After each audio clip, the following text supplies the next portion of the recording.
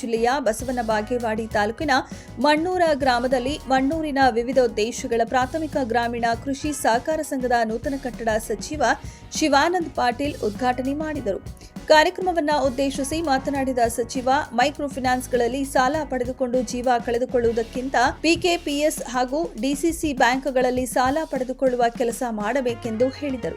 ರೈತರು ಶೂನ್ಯ ಬಡ್ಡಿ ದರದಲ್ಲಿ ಪಿಕೆಪಿಎಸ್ ಹಾಗೂ ಡಿಸಿಸಿ ಬ್ಯಾಂಕ್ಗಳಲ್ಲಿ ಸಾಲ ಪಡೆದುಕೊಂಡು ವೈಜ್ಞಾನಿಕ ಕೃಷಿ ಮಾಡಿಕೊಂಡಾಗ ಆರ್ಥಿಕ ಸಬಲರಾಗಲು ಸಾಧ್ಯವಾಗುತ್ತೆ ಎಂದರು.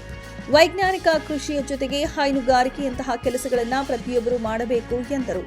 ಶ್ರೀ ಸಿದ್ದಲಿಂಗ ಮಹಾಸ್ವಾಮಿಗಳು, ಈರಣ್ಣ ಪಟ್ಟಣಶೆಟ್ಟಿ, ಸುರೇಶ್ ಹರಿವಾಳ, ನೀಲು ನಾಯಕ, ಕಲ್ಲು ಸನ್ನದ, ರಾಮನಗೌಡ ಪಾಟೀಲ, ಸಾಯಬಣ್ಣ ಗೋಳಸಂಗಿ, ರಾಘವೇಂದ್ರ ಲಮಾಣಿ, ಯಲ್ಲಪ್ಪ ತಳವಾಡ, ಮಲ್ಲಿಕಾರ್ಜುನ್, ಜುಗತಿ ಬ್ಯಾಂಕಿನ ಉಪಾಧ್ಯಕ್ಷ ಮಲ್ಲಪ್ಪ ಉಣ್ಣಿಬಾವಿ ಸೇರಿದಂತೆ ಹಲವರು ಉಪಸ್ಥಿತರಿದ್ದರು.